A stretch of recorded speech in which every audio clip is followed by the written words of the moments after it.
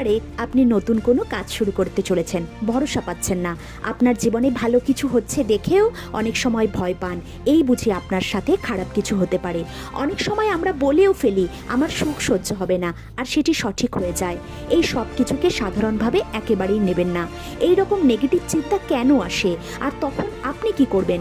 বাইবেলের কোন বচন দ্বারা আপনি দিয়াবলকে যোগ্য জবাব দেবেন, সবটা জানতে হলে ভিডিওটি শেষ পর্যন্ত দেখুন।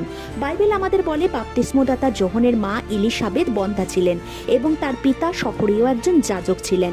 একদিন সখরীয় মন্দিরে যাজক রূপে পরিচর্যাকালে সদাপ্রভুর এক দূত উপস্থিত হয়ে সখরীয়কে বললেন, তোমার স্ত্রী ইলিসাবেত একটি পুত্র সন্তানের জন্ম দেবে এবং তার নাম রাখবে যোহন।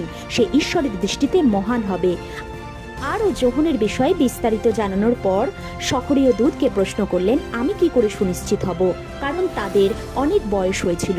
তখন সেই গেব্রাইল স্বর্গদূত তাকে বললেন যে তুমি ঈশ্বরের ওপর অবিশ্বাস করেছো, তাই তুমি বোবা হয়ে যাবে। আর তাই হলো। যোহনের জন্মের পর তার নামকরণকালে সে আবার কথা বলতে পারল, কারণ সখরীয় ধার্মিক ব্যক্তি হওয়ার সত্ত্বেও ঈশ্বরের প্রতিশ্রুতি বিষয়ে সন্দেহ করেছিল। শারীরিক ব্যক্তির মতো সে কথা বলেছিল, তাই দূত তার মুখ বন্ধ করে দিয়েছিল। বাইবেল বলে মুখেই মৃত্যু, মুখেই জীবন আছে, আর শয়তান এই সব কিছু জানে। সে প্রথমে আপনার হৃদয়ে নেগেটিভ চিন্তা দেয় আর চায় আপনি মুখে তা অঙ্গীকার করুন, কারণ শয়তান নিজে কিছু করতে পারে না, আপনাকেই আপনার বিরুদ্ধে ব্যবহার করে।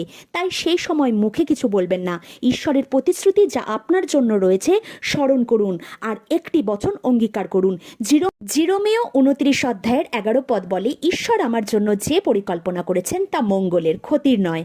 তাই আমার জীবনে আমার নয়, ঈশ্বরের পরিকল্পনা যা মঙ্গলের তা পূর্ণ হবে প্রভু যিশুর নামে। বিশ্বাস করলে কমেন্টে আমেন লিখুন, একটি লাইক এবং সাবস্ক্রাইব অবশ্যই করুন। জয় যিশু।